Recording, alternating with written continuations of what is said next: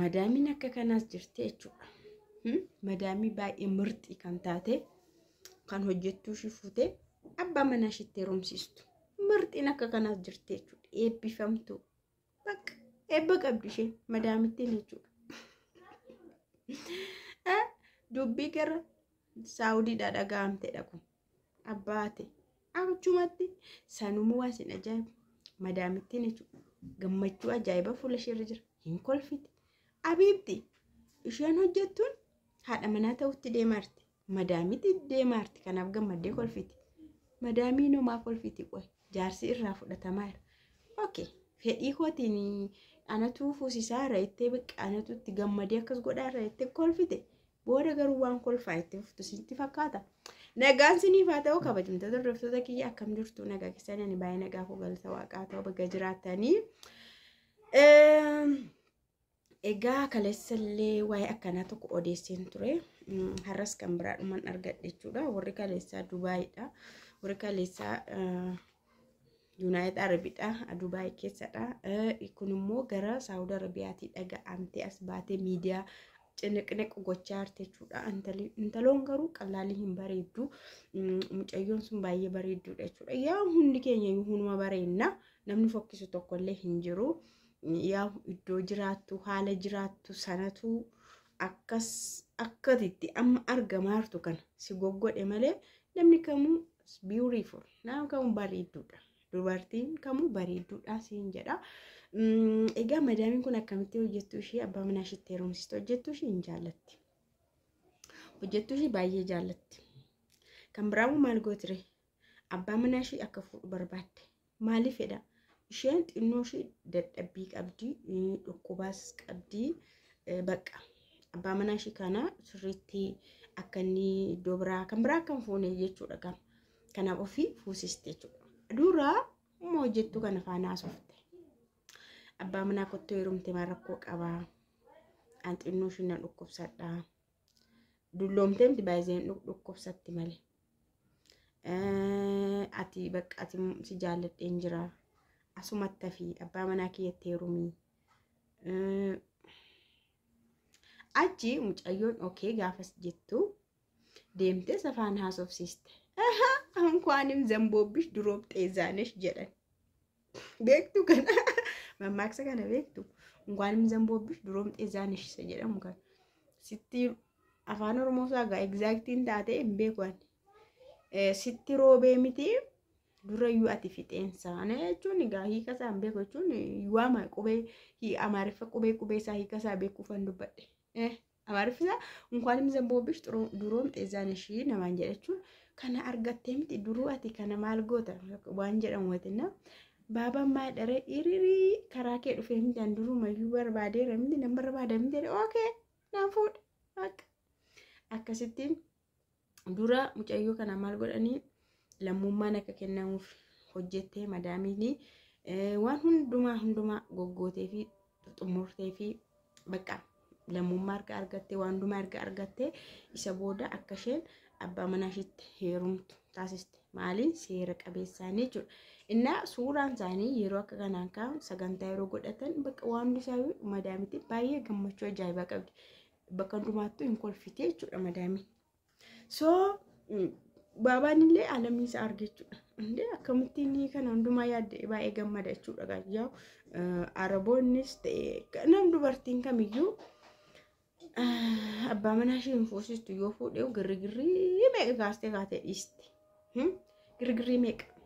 Innaa isheen kun immoo madaamiin immoo akkanatti hojjettuu ishee kana ofii qixxeessitee yalla sir'a ወደ ከዳሙማ ወደ መዳሙማ የተስራ አይተኒ ወጀቱማ ረጋራ የቤት መቤት ሃዳ ማንማ ተካርቴ ጂጂርቴ ኦፊሺሊ መቃጃ አርገቴ ወጀቱሽለ ካንተ በመናሽቲ ሄሩም ሲስቴሽን እንጀራ ባይን ከሰን ይሩዋና ከሲ ደከሰ ማለት ገዱ ያለ ይወርጀተን ጆርቱ ለሽ ከዘቱ ቆይ ማሆ ከዘቱ ጋርበቹ ዳፊ waan seera qabeessa taanaan marakoo qaba gidiraa wayya as uftee biyya Itoophiyaa gidiraa si wayya dhiira Itoophiyaa gidiraa dabar gidirfama qonnaan guddate waan ta'u qotuma malee hin jaallatu.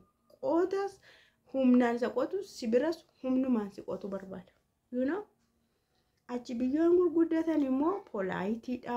Polaayit jechuun waan hundumaa amalaanii, sossobbaadhaanii, beebiidha, beebii hin jedha, maayileeshiin jira, sooriin jira. Biyya keenya sooriin hin jiru, maayileeshiin hin jiru, tishii jira. Biyya keenya tish maal si dhiberee jira, maal si gasheree jira, sagamooyyeree, fuluusiin jira, achi birriini.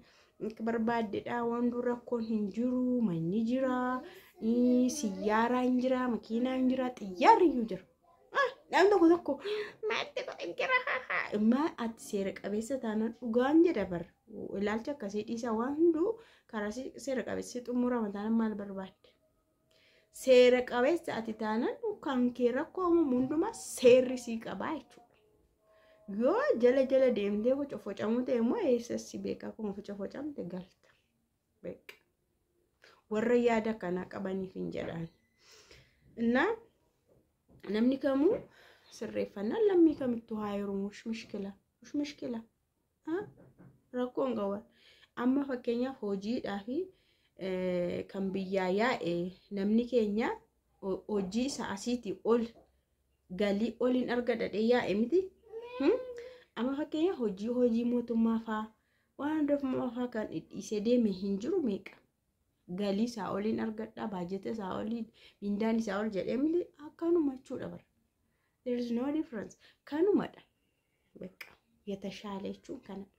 Naa umarratti maalan jedhaa waa'een haasa'uuf hin ture dubartii yoo jaallatan akkanatti yoo jaallatan yoo nama marartee abbaan manaa sun immoo yoo rakkoo garaagaraatiin isaa ta'uu barbaade taasaa ta'uu kan fuudhu yoo ta'e nama jaallatan akkanatti fuusisuu jechuudha. Nama jaallatan akkanatti fuusisuu jechuudha. Na yeroo baay'ee jechuudha namni asitti garuu biyya keenyatti garuu nama jaallatuuf nama beeku fuudhuu hin barbaadan. Warran keenyammoo nama ati sirriitti jaallattuu fi nama ati beektu abbaan manaa kee yoo lammatan fuudhas ta'e yookaan immoo si hiikeera immoo ishee sin fuudha yoo ta'e wii kun maraannaa balaa ajaa'ibaa baataa jechuudha hin ta'u. Duruu isheen itti heerumti duruu wal beekachuudha ka. Isheen edaa kanaaf anattuu deddeebi'aa turteen hiriyaa konsee akkas jedhamu. Dubaraatti immoo nama jaallatan nama hiriyaa isaanii ta'e ittuu hiriyoonfatu ittuu firoonfatu. Nama kan isaanii ta'e ittuu kan isaanii godhatu jechuudha. Kanaafuu mabruuk siin jedha bileetti keenya baga dhaqxe. Yalla madaam yalla gara madaamumaatti baga lawwaxamtee baga jijjiiramtee waannan lawxii barbaanna. Waannan jijjiirama barbaanna. Jijjiirama biyyaa bahame kunoo jijjiiramni akkasiyyuu argame weeldaaniidha. Bareedaadhaan siin jedha. Ilaalchi keessan hir'isa. Maatti godha jara warra akkasii maatti godhatte. Mana isaanii guguuftee birrii kunoo assaab yookaan lakkaa'amtuudhaan hojjechaa argamti. Maaliif akka kaazeenaa isaanii keessan ciistu?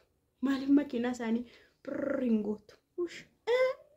Amma deemtee mana isaanii keessa guguuftee hojjechaa maatti godha jiree tuffachuu jedhama kun. Mannaatti ilaalcha akkasii dhiisi. Yaa akkaataatti walitti dhufan garaagara ta'uu danda'a. Waan irratti wal dhabamu jiraachuu danda'a. Garuu wanti wal irratti wal hin dhibne hin jiru taanaan wal simnaan okay bakka kalas maaltu harkis buqqisii biyya kanaatti si deebisee achi carraa arganna. Dhugaan jedhanii qalladaan jiru barkan harkis buqqisii bartanii natti fakkaata sinis.